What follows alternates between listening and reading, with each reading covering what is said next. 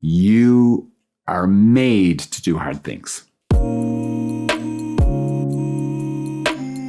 One of the major kind of attitudes that we can have to be healthy in our life and to avoid addictions and to help our body and brains function well is do hard things. This is exactly what the season of Lent is all about. First you fast, then you feast. You do a hard thing and then you enter into your reward. And your whole physiology is actually confirms this. And for generations, the saints, they all confirm this. Firstly, I just want to encourage you as we head into Lent, or whenever you're watching this video, heading into Lent, take it seriously.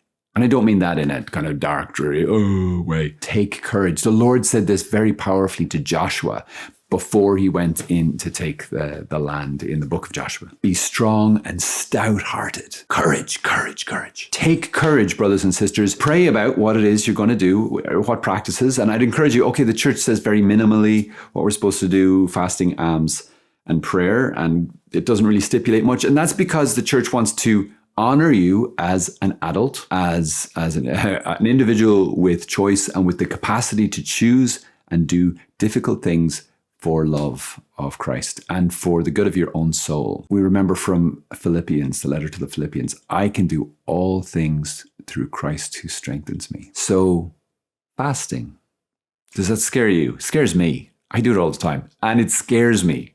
Comes up on a Friday, I'm like, oh no. There's not just grace, there's also this natural reality that you actually can do good. Like people in my family, they go for these, freezing cold dives and swims in Irish seas during the winter. And they survive. And in fact, it's really good for them. You will survive. You'll survive a bit of fasting.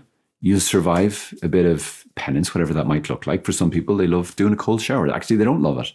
But it's hard to believe and to know that doing these hard things is really beneficial body and soul for you. Prayer, again, it's like, guys, this is such a huge thing. And I know I harp on about it all the time. Like that requires self-discipline. It requires saying no to everything else and yes to this moment and breaking through the prayer barrier, lads, breaking through it. For me, I would much rather pray than jump in a cold shower. But I'm told, and I believe both are very good for me. Prayer is probably better for you, but going to bed on time so you can get up in the morning to pray. Giving alms, giving of your money, opening up generously. Consider tithing 10% of your income. Whew!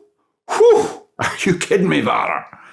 Give me the Irish Sea any day, I'll do that. But don't you go near my wallet. I don't want to go near your wallet. But Christ wants to come near your heart. And he knows and trusts you can do difficult things. If you will let him, if you'll open up this land, just open up your heart to being profoundly challenged by him. Profoundly challenge yourself and your fears or whatever else that might hold you back from doing the things that maybe you really want to do. This is like, yeah. But guys, don't try to do everything. Okay, what's the next best step? Really pray about this. Really pray about it. Ask the Lord, okay, Lord, what is it that I should do? I know I should do something. Maybe write some of them out. Say, okay, in the area of fasting, what could I do? Could I skip a meal? Think about that area. Think about the area of almsgiving. What can I do there? What can you do to up your game with your prayer? And try to do it with people. That we are members of a church, not a singularity. We are brothers and sisters walking shoulder to shoulder together into the kingdom. Do you have anyone that you can reach out to say, hey, can we maybe team up with our Lenten commitments? We could do different ones, but just encourage each other. And then the other big one, we already talked about the old doom scrolling. Consider hitting pause or delete entirely your social media, which is hilarious because I'm on social media. So this might be the last time we talk forever, at least for Lent. But I want to encourage you, do some difficult things, hard things this Lent, not just to boast or, buff up your ego or anything. Yeah, that's what the church is inviting us to challenge us to do.